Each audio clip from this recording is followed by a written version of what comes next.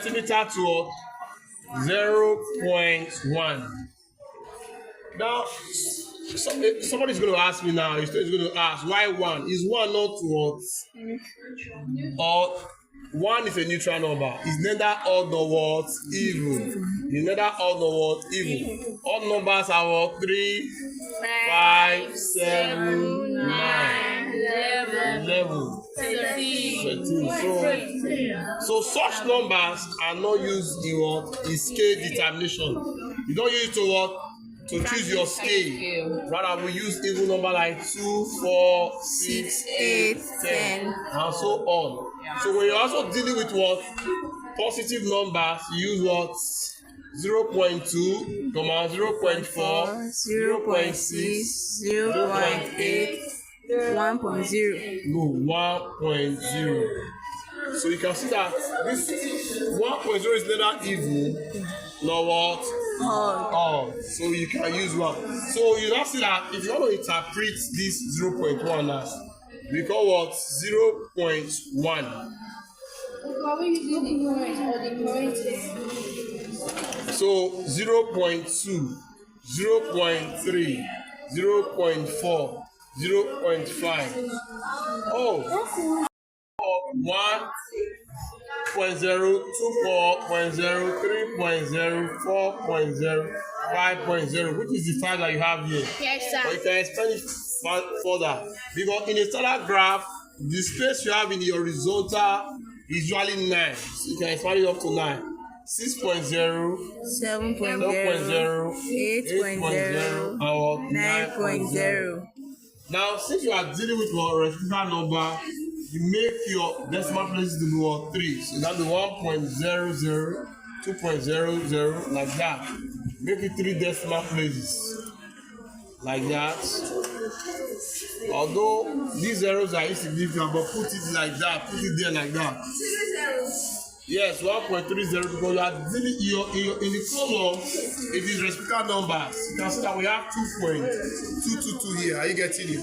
So you have to also report your scale like that. Because your highest value is what? 5.00. So let's go and interpret it on our graph. After 0, you have what? 1.000, 2.000, 3.000, 4.000, 5.000, you have 6.000, you have 7.000, 8.00, and the last line is what? 9.000. So like that. So we are through with what? The scale determination. We are going straight now into point plotting or plotting of what? Points. So how do we plot the first point? The first 30 to what? 2.00. This is 30. Where is 2.00? Which is this? You choose 30. So you take the point there. Where they coincide or where they what? Intersect. So that's the point. So where they intersect, we go straight to what? 40 to what? 2.5. So from 40 to 2.5, first of all you trace your 2.5 here. Where's 2.5? So between 2 and 3 is what? Middle. So 2.5 is what? The middle. You take it to what? To 40. That's 40, right? The middle you can't forget. You get to 40, count the middle. The middle is 5. The fifth box, the fifth smaller box. 1, 2, 3, 4, 5. So that's the point. So where they intersect, where the little line intersect. So you shade it. Shade the region. So you have gotten your points. So the next one is 50 to 2.2. Remember, 3 decimal points. You're going to have 2.2. Then you stop here at the what? At the second decimal point and leave the third one. So let's see 2.2. 50 to 2.2. So 2.2 already each of these your little boss is counting 2.1. So 2.1, 0.2, 0.3, 0.4, 0.5, 0.6, 0.7, 0.8, 0.9 up to 10. So since it's 2.2, so you're going to take it like that. So you have 50 to 2.2. That 50 will read 0.1 hour 0.2. So you connect there. So where the intersect. So that is that. So we go straight to 60. 60 is 3.3. 60, 3.3, we have 3 here, 0.3. So that's 60. The third boss. 1, 2, 3.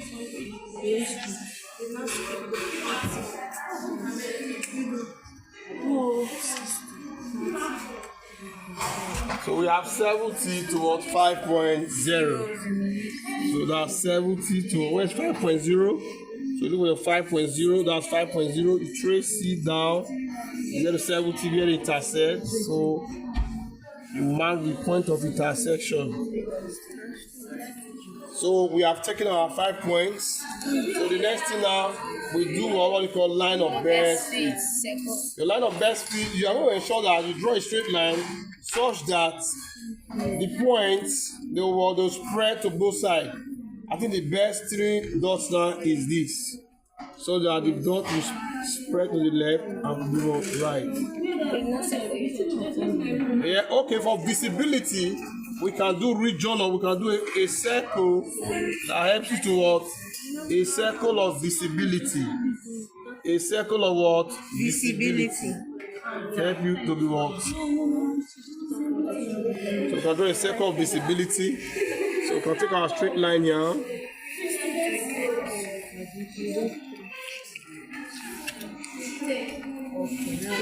So why are we taking 3? You can take any line, but the reason why we do it like this, so that we can have, one will be on top and the other one will be what? Down. That will take the star why it's called line of best fit.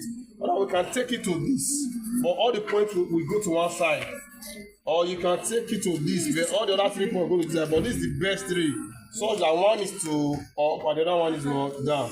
They are well spread. We call this what? Line of best fit, or a straight line graph, or a straight line what? Graph.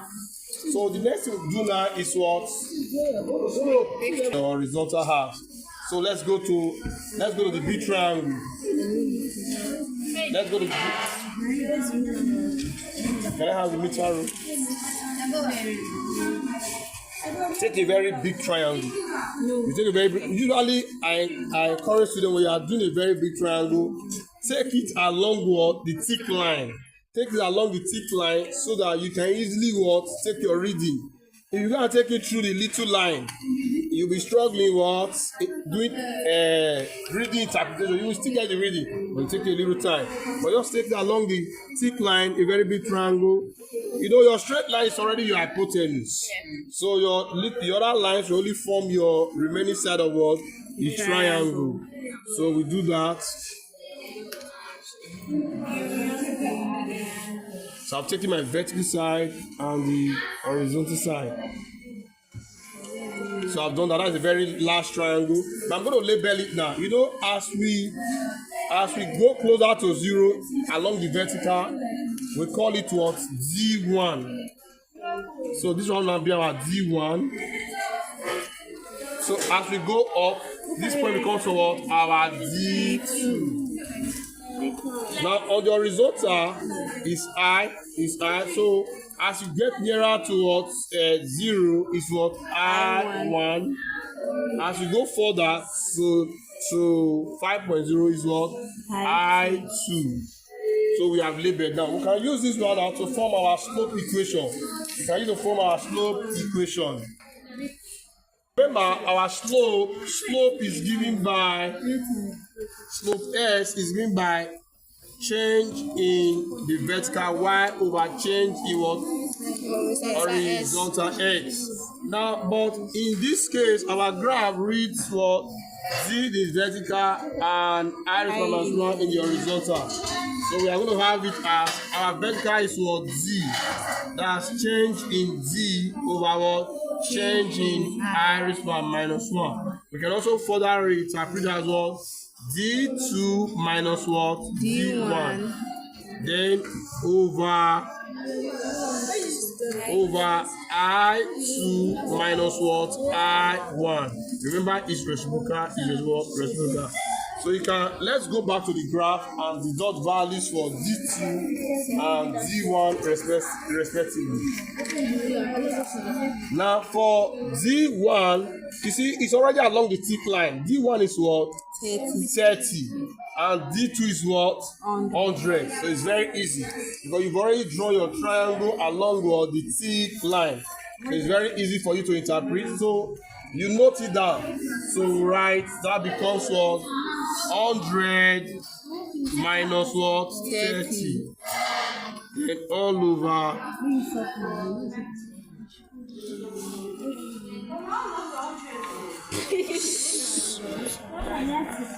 So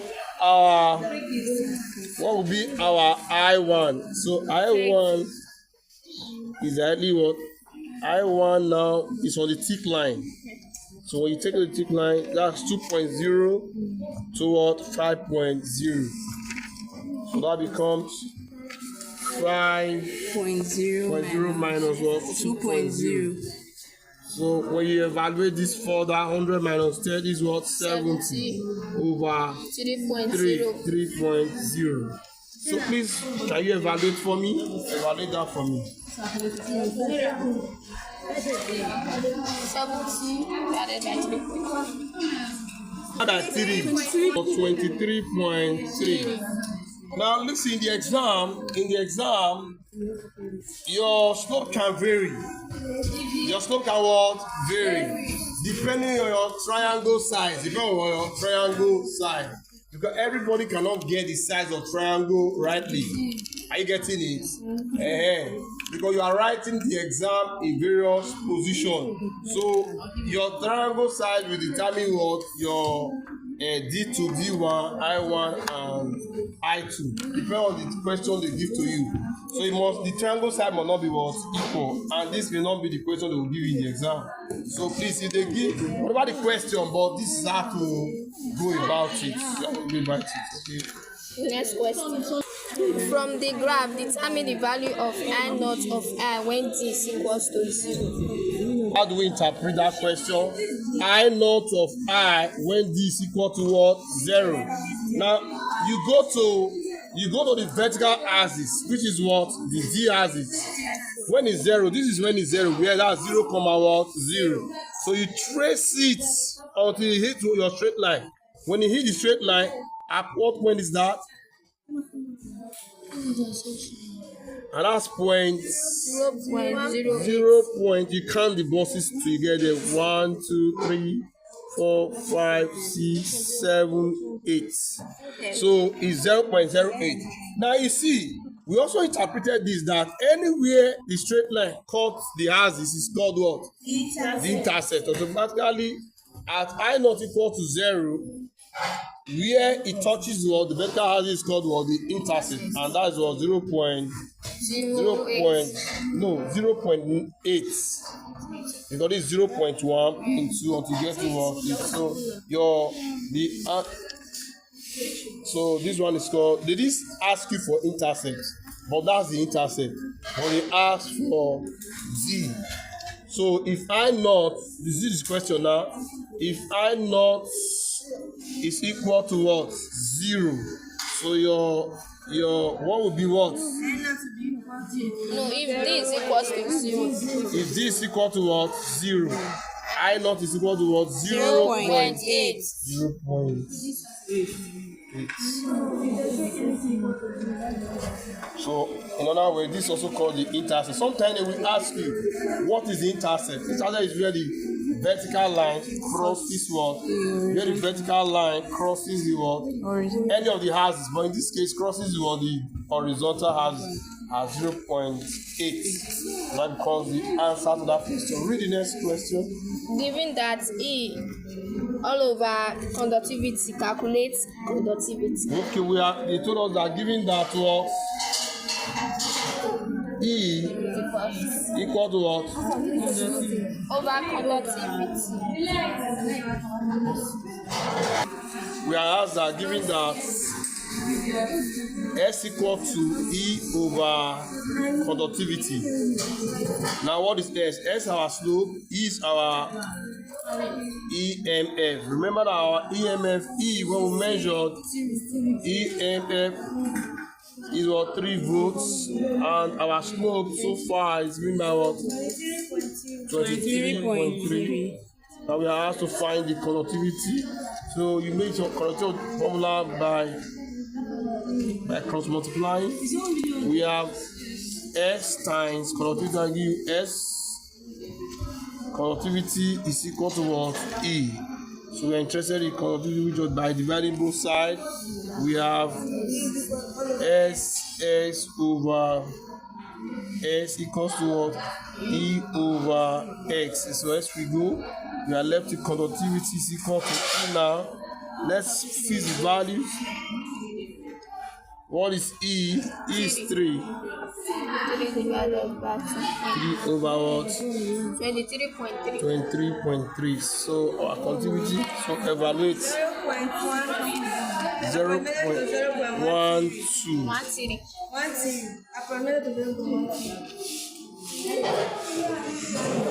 Spread as conductivity of 0.128 watt. In 4 value, give me in 4 value. 1287. So approximately 0.129. Because in your column, because you got in 3 decimal point. Also read your conductivity as well, 3 decimal point. So that is how you leave your answer like that. Is there any other question? Yes, so state 2 precautions taken to ensure accurate results. Now, in this experiment, we use what? We use a potentiometer, which was a readable device. A readable what? Device. We use the ammeter, a readable device, and we also use the voltmeter, which was what? A readable device. Whenever you are given a readable device, the first precaution you're going to write down is what? I ensure that I avoided error due to parallax. In reading the ammeter and potentiometer, I ensure that what? I avoided error due to parallax. In reading the ammeter or the potentiometer, these are readable devices. Then another precaution you can take in this experiment is what? I ensure tight connection. You know, if the wires are not tight, it will not read.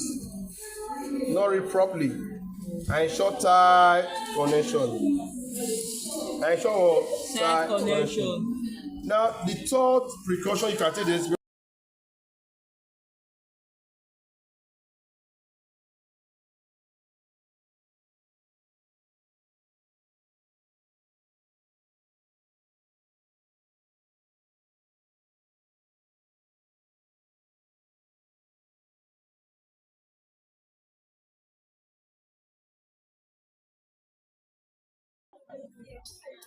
at UT equals to your, what's this? Joking at 30. So you check what's the ammeter reading at 30 because your ammeter starts from 0 to 100. So it starts 100. So that's why it's called potentiometer. So you put at 30. At 30. So check what's the reading? 0.5. You call 0.5. That's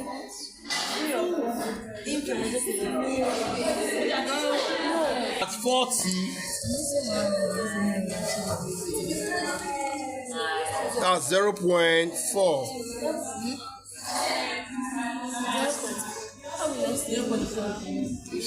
Look at it. You check the first rising. The reading is what? The first rising before it starts to fall. So let me take it again.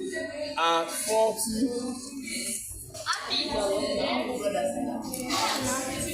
So the first rising is what? 0.4. So take 0.4. Are you ready? Follow me now.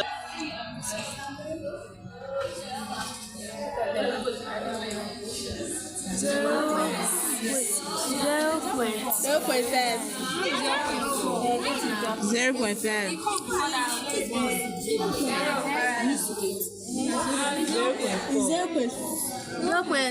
0.45 at the middle there.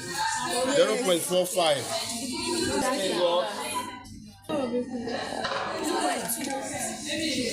At 60.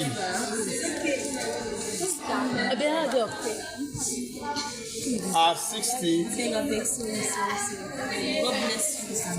Check the reading. 0.3.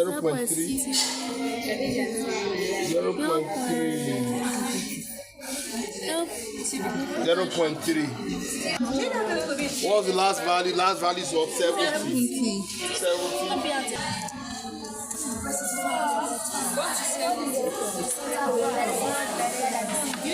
At 70.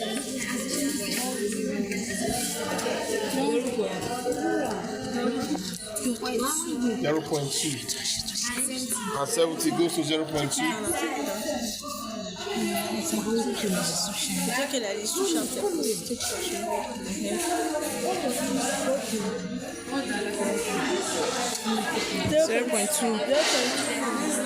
0.2. Now, this your.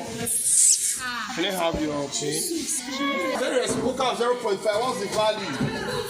It can be 2. Okay, 2. It can be 2.00. Because reciprocal values must be read in 3 decimal values. Now, give me the reciprocal of 0.4. 2.500. What is the reciprocal of 0.45? 2.20.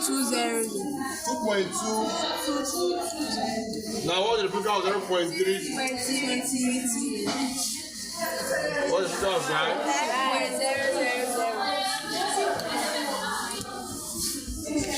Okay, let's interpret this table now. This is our observation table.